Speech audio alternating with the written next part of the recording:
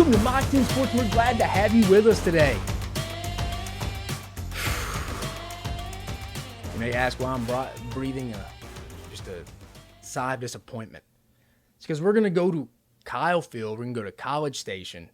If you didn't see it, I don't know how you wouldn't have at this point, but the Appalachian State Mountaineers rolled into Kyle Field on Saturday afternoon and got a big 17-14 win against the Texas A&M Aggies. Yes, the defense couldn't get off the field at times. App State held the ball for 40 minutes. I understand the defense a little bit. Third down wasn't terrible. I believe App State was 9 for 20, which is under 50%. Look, the defense has its own issues right now between getting off the field. I honestly think they've done a solid job, but it's like the defense attorney is more worried about the DWI than the actual murder case. With that being said, all this, if not all this, falls on the shoulders of the offense and the play caller. This looks like no one is on the same page offensively. They only ran 38 plays total on offensively. I went back and watched it last night. 38 plays. I could watch it multiple times, and I did. Watch it 3 times. I have, in a long time, I can say this. I have not seen an offense more out of sync than I've seen this Texas A&M offense. Whether that is blocking scheme, players knowing what they're supposed to be doing, rhythm. There's no rhythm at quarterback. Questionable play callings. A lot of bubble screens out there. Haynes King elongated motion. It takes a while out there. So these corners are coming out of their breaks teeing off on that because that's what they're being coached to do. If you go back, I believe his first quarter, Haynes King throws one out there, and it easily could have been another pick six. App State was jumping it, and he actually was lucky he threw it a little bit back inside, because if he had thrown it behind him a little bit, it may have been over. Offensive line is struggling. I think it a little bit has to do with a few misses in the earlier classes, probably the second class, the offensive line, the guys that should be juniors and seniors right now, that should be developed and give you some veteran experience. A&M's having to play some young guys, which I think is a big issue right now. There's no consistent complement to Devon Achane right now.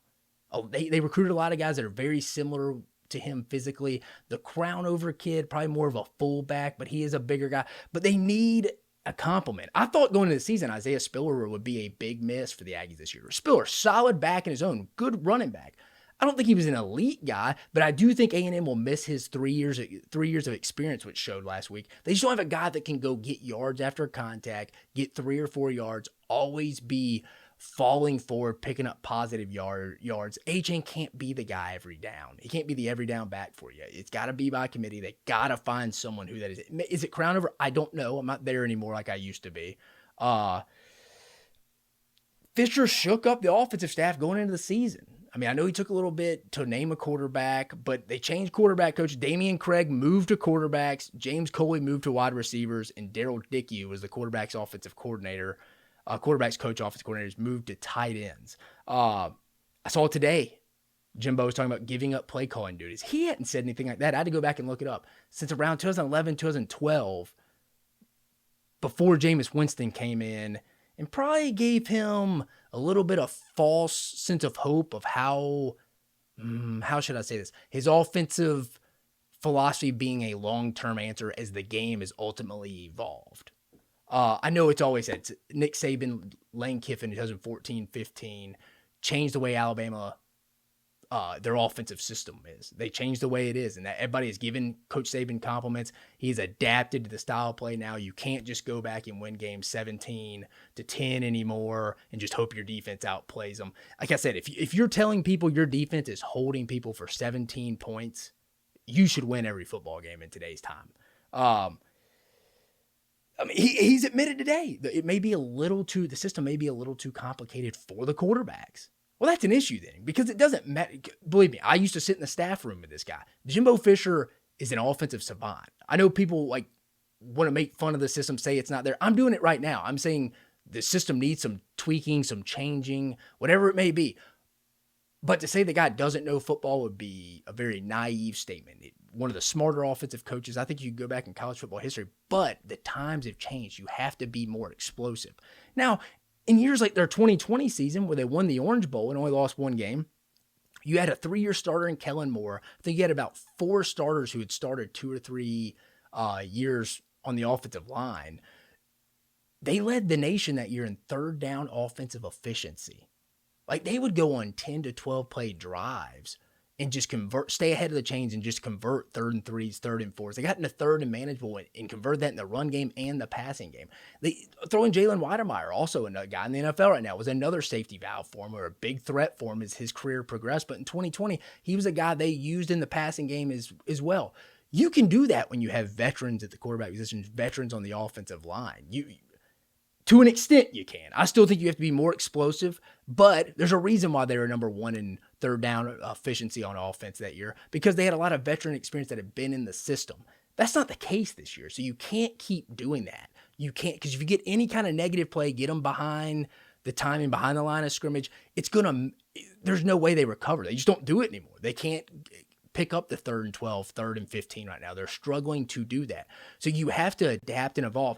This system really is based on a lot of smash China route concepts. There's really not a lot of RPOs, which for people who don't know what that is, it's a run pass option. There's not a lot of that built into it. Not a lot of modern day offenses built into that. He likes to throw. He likes to have an established run game, which he's had at A&M for a while now. I mean, Travion Williams and then Isaiah Spiller came in. He likes to have the run game, throw off play action, use the tight end in the passing game.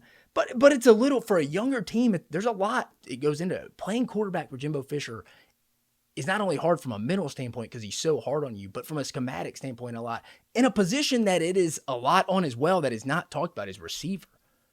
A lot of option routes where you have to be a veteran to know where you're going to go on that. Hey, am I going to break inside, break outside? Hey, where's the safety lined up? Inside leverage, outside leverage. Same with the corners, inside, outside leverage.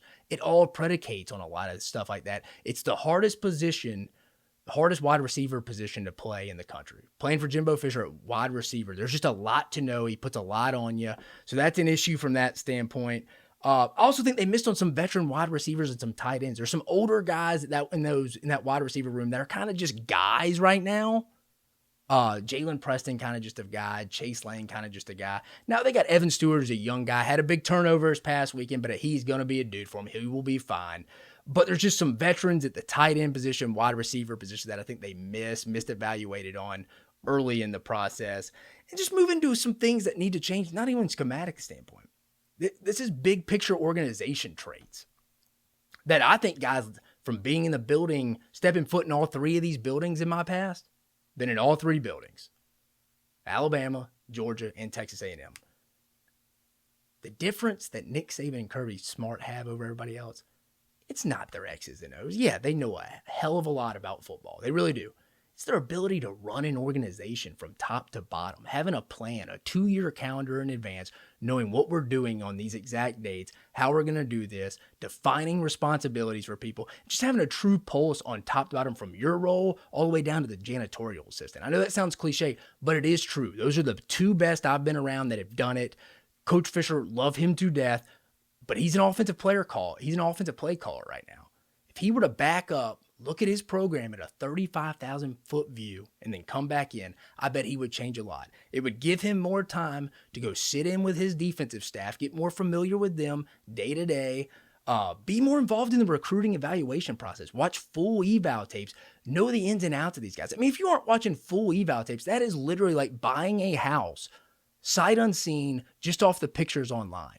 That's what a highlight tape is in recruiting. It's the best. You can make me look decent on a highlight tape. Really not that good, but you can make me look decent on a highlight tape.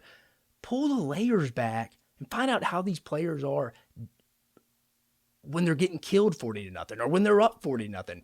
Are they helping teammates up? Are they finishing plays? Are they playing with a high motor? Just see how they play thoroughly through their evaluation/profile tape. Again, I just think it's more big picture than just schematics. I think it's a combination of both. Again, Texas A&M has 2 big weeks coming up. The Miami Hurricanes and first-year coach Mario Cristobal are going to come to town with defensive coordinator Kevin Steele, who has been one of the best coordinators in the SEC in the past 6 to 7 years. He's going to have a plan to stop A&M. And then they go to Arlington next weekend to play Arkansas, who looks to me like the 3rd best team in the SEC right now. If you don't get this offensive stuff figured out in the next 2 weeks, you're going to be staring at 1-3 right in the face before you even get past the quarter of the season. With that being said, is Max Johnson the answer with Miami coming to town next week? I'll be honest with you, I'm not a big fence rider. I would give him a shot. I would give him a start off that. But a little bit more of what Jimbo likes. I would play Max Johnson this week, and we'd see how it goes after this week, going into the Arkansas week. But those are just my 2 cents rolling into a big week for Texas A&M after a underwhelming, disappointing week on Saturday where they took the loss to Appalachian State 17-14. Everything's going to be fine in Aggieland. Just some thoughts from being somebody who's been in that organization before on some things that I think could be addressed and need to be addressed. Appreciate you joining us here on this segment with Mock 10 Sports. Have a great day. Keep following us on Mock 10 Sports for the best information on SEC sports.